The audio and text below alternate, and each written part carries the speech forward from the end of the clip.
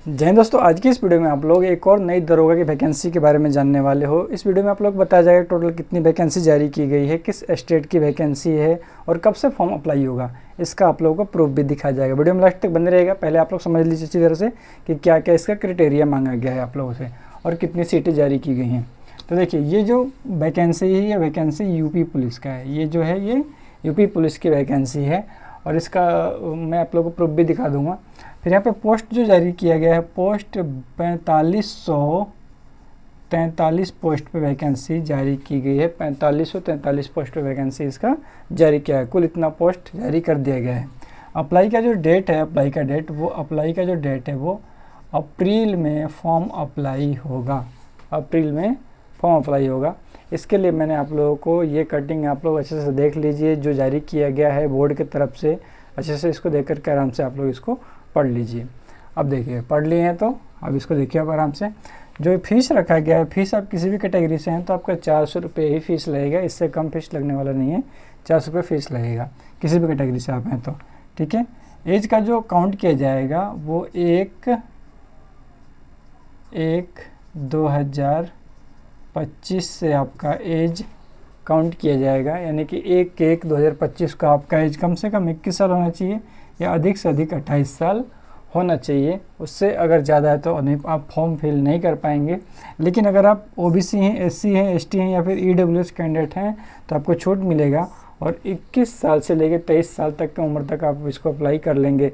साथ ही साथ ये भी ध्यान रखेंगे कि अगर आप अदर स्टेट के कैंडिडेट हैं, किसी भी अदर स्टेट से आते हैं आप यूपी के सिवाय, तो आपको जनरल में काउंट किया जाएगा और आपका जो मैक्सिमम उम्र जो मिलेगा वो 28 साल तक का उम्र है अगर आपका, तो अप्लाई कर पाएंगे इस फॉर्म को।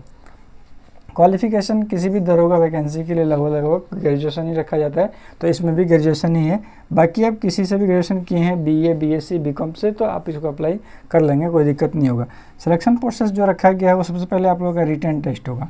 सबसे पहले आपका रिटन टेस्ट होगा और इसी पे आप लोगों का मेरिट बनेगा, ठीक है। फिर उसका डॉक्यूमेंट वेरिफिकेशन होगा, फिर पीईटी, पीएचटी होगा, उसके बाद में मेडिकल होगा, ठीक है। सैलरी बाद में देखेंगे। अब यहाँ पे सिलेबस देखिए, जो सिलेबस होता है सिलेबस बहुत ही थोड़ा अलग तरह का सिलेबस होता है इसका। 160 क्वेश्चन दिया जाएगा जो कि 400 मार्क्स का होगा। 160 क्वेश्चन 400 मार्क्स का, यानी कि एक क्वेश्चन जो होता है, एक क्वेश्चन जो होगा वो 2.5 मार्क का होगा। एक क्वेश्चन 2.5 नंबर का होता है इसके में, इसलिए 160 क्वेश्चन 400 मार्क्स के हो जाएंगे। 2 घंटे का आपको टाइम दिया जाएगा और इसमें कोई नेगेटिव मार्किंग नहीं होता है, ठीक है। 2 घंटे में आप आराम से सभी क्वेश्चनों को टच कीजिए, नेगेटिव मार्किंग इसमें होता नहीं है।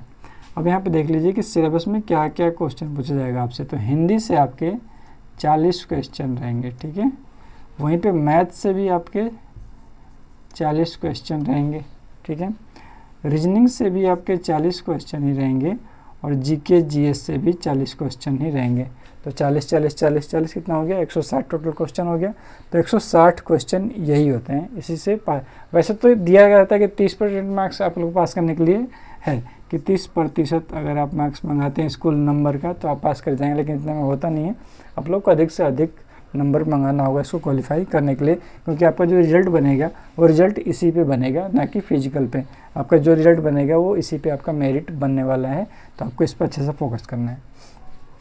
लेकिन फिजिकल आपको पास करना पड़ेगा, नहीं तो अगर आप यहाँ पे अच्छा नंबर मंगा लिए, फिजिकल अगर आप अच्छा नहीं कर पाते हैं तो यहाँ से भी आप डिस्क्वालीफाई हो सकते हैं, तो फिजिकल भी आपको पास करना पड़ेगा।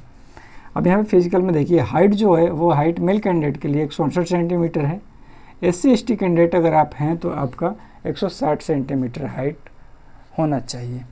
फीमेल कैंडिडेट के लिए 152 सेंटीमीटर, और अगर एससी एसटी फीमेल कैंडिडेट है तो 147 सेंटीमीटर हाइट है, तो आप अप्लाई कर लोगे इसको।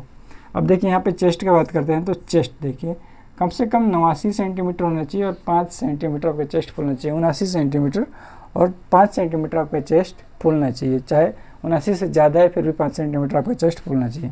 एससी एसटी कैंडिडेट अगर आप हैं तो 70 सेंटीमीटर कम से कम आपका चेस्ट होना चाहिए और 5 सेंटीमीटर उसके बाद में चेस्ट फूलना चाहिए, फुलाने के लिए जब बोला जाएगा तो। अब रनिंग की बात करते हैं तो रनिंग यहाँ पर 4800 मीटर का रनिंग होगा, 4.8 किलोमीटर का रनिंग होगा और आपको लगभग 28 मिनट का टाइम दिया जाएगा इस रनिंग को कवर करने के लिए।